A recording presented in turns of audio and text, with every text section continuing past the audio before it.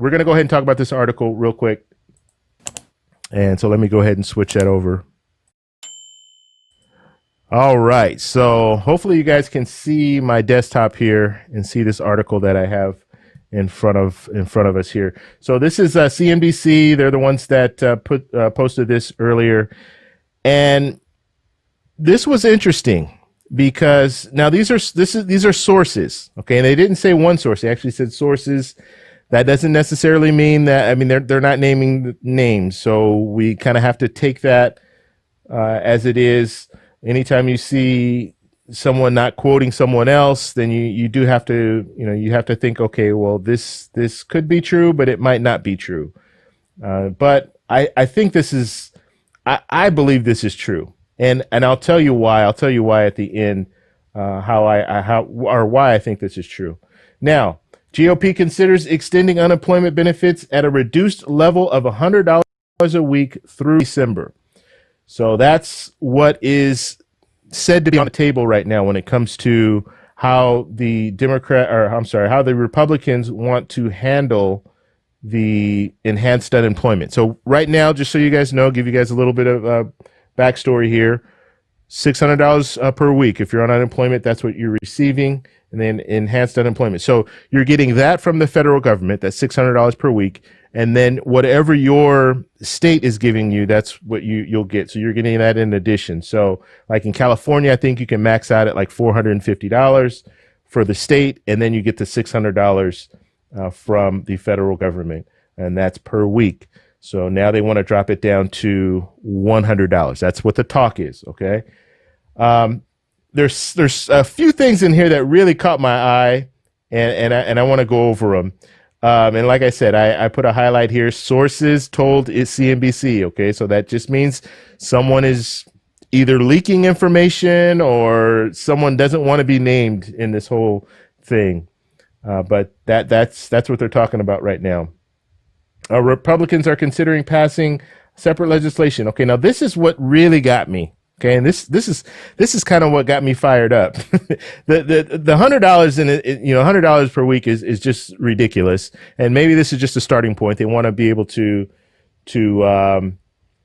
work this up, right? Like start at 100 and then maybe work their way up to maybe $300 or $400 per week. I don't know, but that is what they're saying. But what really got me is this here. Now, this is another source saying this. Republicans are considering passing separate legislation to temporarily extend the strengthened unemployment insurance. Okay, so they're talking about, let me come back to the screen. I don't like you guys not seeing me. That's pretty much the article that I just wanted to just show you the article where I got it from, but I can go ahead and talk about it now. So that's amazing, right? They're talking about, and I mean, I guess it's good in one sense that they want to do this interim bill to extend that unemployment because they realize they're not going to be able to get anything done before the end of the month, and so they don't want people to be interrupted. So that's good. That's a good thing. However, it's been 2 months. You waited 2 months to now just extend it. I mean, if you really wanted to do it, you could have done it a long time ago. 2 months since the HEROES Act. The HEROES Act was signed on May 15th. It was signed on May 15th. It was sent over to the Senate, and the Senate sat on it and didn't do anything. It had enhanced unemployment in there. Okay, if you really wanted to address it, you could have extended it, but you didn't. And I understand, okay, well, your argument is, well, it was gonna be fine until July 31st, but the problem is now you're waiting till the last minute. Now you're up until July 31st, and now you're talking about extending it out when you could have dealt with it. You had plenty of time to work out some kind of an agreement on both sides in order to keep this going. And so that just kind of amazed me that they put that. Now it's good that they at least acknowledge, like, okay, yeah, you know what, we did make a mistake. We need to correct this by extending it. But it shouldn't have gotten to that point. You should have been able to negotiate it down. All right, we have a super chat. Amanda, thank you very much for the super chat. Let's see. I'm our state giving self-employed. So wait. What are you saying here? So giving self-employed people $132 from the state. So it's crazy. Yeah. Okay. Wow. That is crazy. What state is that? You didn't put the state? Um, so self-employed people, and now that's another thing too with the with unemployment. With the CARES Act, they are now allowing people who don't normally qualify for unemployment. They're allowing certain people to qualify for unemployment. So self-employed people, they're getting $132 from the state, and then whatever the federal government will give them. So it would be crazy in that situation. You get $132 from the state, and then get $100. In this scenario, you get $100 from the federal government. So, and that would be per week. That's pretty tough. So yeah, so that's where we are right now. Like I said, these are sources that say this, but I think this is legit.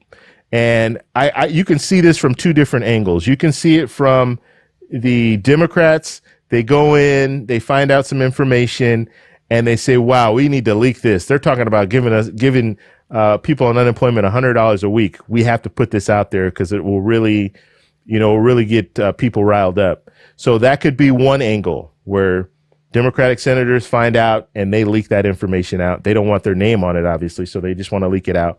Also, it could be Republicans that seriously think this is a viable option. And so they might leak that information in the hopes that it gets out to the people hear it, they start thinking, it starts becoming the norm, just like the 40,000 or less. All it took was Mitch McConnell to say 40,000 or less, and now everybody's talking about, wow, that's going to be the cutoff, 40,000 or less, which that was just something that he mentioned. Doesn't mean anything. It's not in a bill anywhere. It's not even in a proposal anywhere. So both sides could have leaked this information just to kind of test the people to see how they respond. I think most people are probably not going to respond very, very kindly to the $100. Yeah, let me know what you guys think in the chat for sure. I'm sure you guys will have something to say about it. But yeah, I think that's pretty tough. But it could be that bargaining, they're going to negotiate that up. So start at 100 and work their way up. If they started at 300, then they don't have much room to work. So that could be what they're thinking. I think, if you want my personal opinion, how I think it should go, Senator Wyden came up with a plan, a proposal where it's based on each state. So each state is going to be different. It's based on their unemployment rate. And so if their unemployment rate is at 11%, you get the full $600. Once that unemployment rate starts to drop, then your enhanced unemployment will drop. So it'll drop by 100. So if it drops from 11% to 10%, then it drops by 100. You get $500 per week. Then it drops to 8%. Then you're going to get $400 per week. And then I think it will level off at $100 a week. But that's when the economy is in a better state, right? So this is one of those things where I've talked about cheap is expensive. This is one of those situations where if you try to be too cheap, in the long run, it might cost you more money. And the way that I see this is, let's say you have people who are on unemployment and they're barely making it with the unemployment that they're getting, and then you drastically drop them from $600 per week to $100 per week, so $400 for the month instead of the $2,400 for the month. Now you're going to have people who are not going to be paying a lot of their bills, which in turn is going to affect the economy, because it's going to affect these businesses that they need to pay their bills to, as well as, are you going to do anything extra? Are you going to a restaurant? Things like that. Are you going to go get takeout or what have you? So the restaurant industry is going to suffer from this. Not saying that you should be using your unemployment money to just go and live lavishly. I'm not saying that, but you do certain things, like you either go to the grocery store, or you might want to eat out one day. You might want to get pizza or whatever. But I'm just saying it's going to hurt those businesses. So let's give a pizza place the examples. Let's say you have 10 people working at a pizza place, and at least once a week right now you're unemployed, but at least once a week you're going to get takeout at this pizza place. And so they have these 10 people working there, and they're fine because they're able to, pay their employees. But let's say people stop going there because they don't have the same money that they had before. And so because they stop going there, you don't need 10 people working there anymore. Now you only need 5 people working there. So you have to lay off 5 people. Guess what? Those 5 people get laid off. They're going to the unemployment line. And now they're going to be getting unemployment. They're still not going to be getting that much because they're getting that $100 per week. And so in the long run, you're going to have more people unemployed because businesses are going to start laying off people because you're not stimulating the economy at the same rate that you were before. And so we'll have to see, because I guess they're going to couple this with the back to work bonus, right? That's probably something that's something they've been talking about. So maybe we'll see something on that end. But even they know that not all people are going to be able to go back to work or to the same job. A lot of people are going to have to find new employment because a lot of these jobs I think businesses are looking really, really seriously into how can we avoid this from happening in the future, as far as if we have COVID-20 or COVID-21, how are we going to protect our business? And so I think they're going to start thinking of different ways to streamline the business so they don't have as many employees in an office at one time, have more people working from home, have more machines doing things that they had people do in the past, just because a machine is not going to catch COVID-19, but people can. So a machine can keep running while people, obviously if you get sick, you're not going to be able to work. So you're going to have to take the time off and stuff like that. So I think they're really going to start looking at how we can, as a business, how can you protect yourself from this whole situation? Yeah, it will be interesting. So I just wanted to tell you guys that story. We're going to do some Q&A right now.